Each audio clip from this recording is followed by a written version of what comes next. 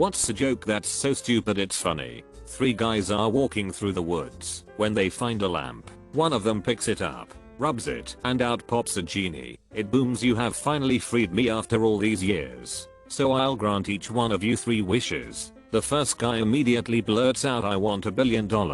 Poof. He's holding a printout that shows his account balance is now in fact 1,003,50. The second man thinks for a bit, then says, "I want to be the richest man alive." Poof. He's holding papers showing his net worth is now well over 300 billion. The third guy thinks even longer about his wish, then says, "I want my left arm to rotate clockwise for the rest of my life." Poof. His arm starts rotating.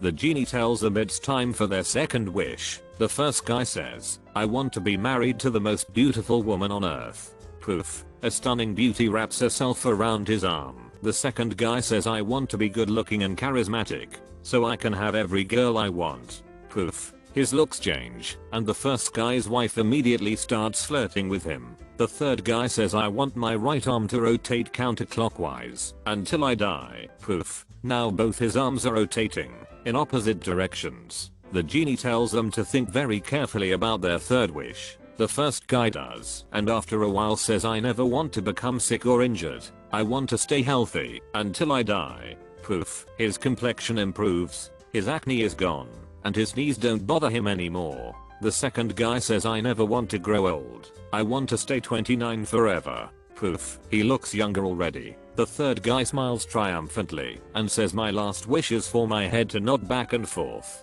Poof. He's now nodding his head and still flailing his arms around. The genie wishes them good luck, disappears, and the men soon go their separate ways. Many years later they meet again and chat about how things have been going. The first guy is ecstatic. "I've invested the money and multiplied it many times over, so me and my family will be among the richest of the rich pretty much forever. My wife is a freak in the sheets, and I've never gotten so much as a cold in all these years." The second guy smiles and says, "Well, I built charities worldwide with a fraction of my wealth. I'm still the richest guy alive, and also revered for my good deeds. I haven't aged a day since we last met. And yes, your wife is pretty wild in bed." The third guy walks in, flailing his arms around and nodding his head, and says, "Guys, I think I effed up."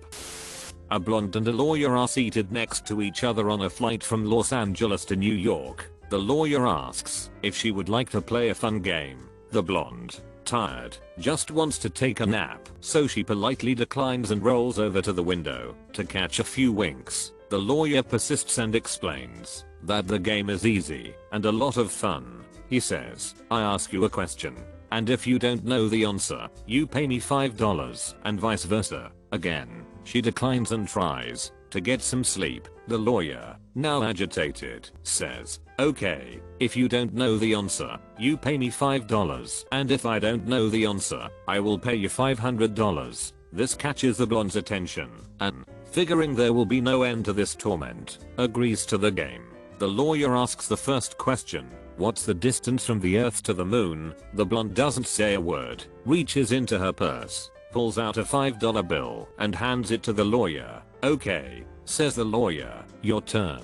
She asks, "What goes up a hill with 3 legs and comes down with 4 legs?" The lawyer, puzzled, takes out his laptop computer and searches all his references. No answer. He taps into the airphone with his modem and searches the internet and the Library of Congress. No answer. Frustrated, he sends emails to all his friends and coworkers, but to no avail. After an hour, he wakes the blonde and hands her $500. The blonde thanks him and turns back to get some more sleep. The lawyer, who is more than a little miffed, stirs the blonde and asks, "Well, what's the answer?" Without a word, the blonde reaches into her purse, hands the lawyer $5 and goes back to sleep.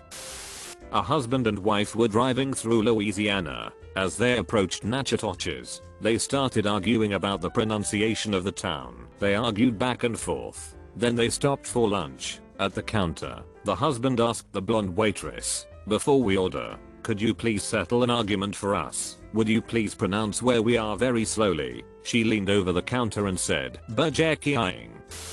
2 whales are drunk at a bar. One whale says, "Make long whale cooing noises until everyone around you is pretty uncomfortable, like I'm not shitting you." At least 1 to 2 full minutes of weird off-pitch whale noises. The other whale says, do a deep inhale, like you're about to make more weird whale noises, and so that everyone around you almost gets pissed and unfriends you on Facebook. Go home, Frank, you're drunk.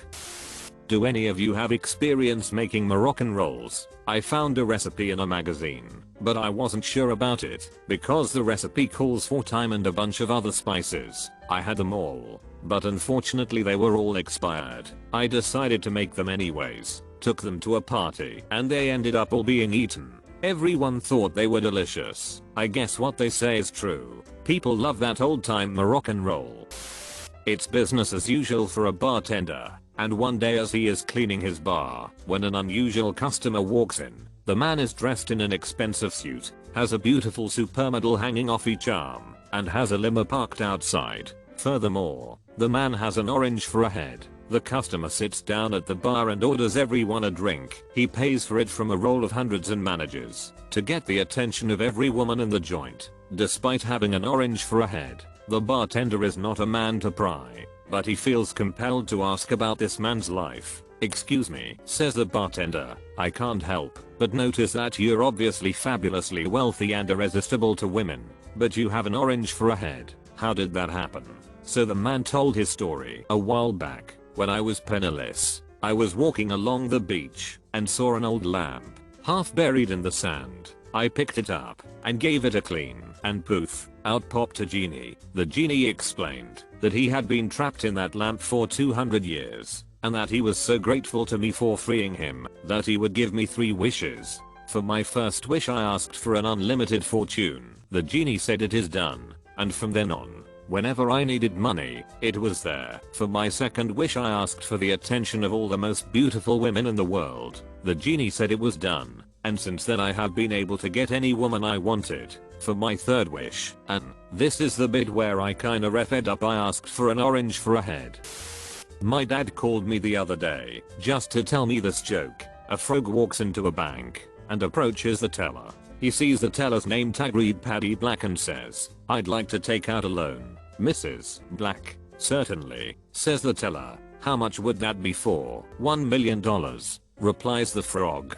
Don't worry, it's okay. I know the manager. The teller is understandably taken aback by this and asks if the frog has any collateral to cover this. As a matter of fact, I do, says the frog, and he reaches into his pocket and hands over a tiny ceramic elephant. What? Says the teller. This is garbage. I can't take this. Well, take it up with my father then, the frog retorts. Oh yeah, and who might that be? The teller is quickly getting more and more annoyed at the frog. Why, it's Keith Richards. The frog is waiting impatiently, tapping his toe on the ground. Now, can I have that loan or not? Wait right here, the teller says, as she storms into the back room, looking for her manager. There's a frog out there who claims to know you and wants $1 million loan. He claims his father is Keith Richards. He even gave me this as collateral, she says, holding up the elephant. I mean, what even is this? The manager takes a look at the elephant and replies it's a knick-knack.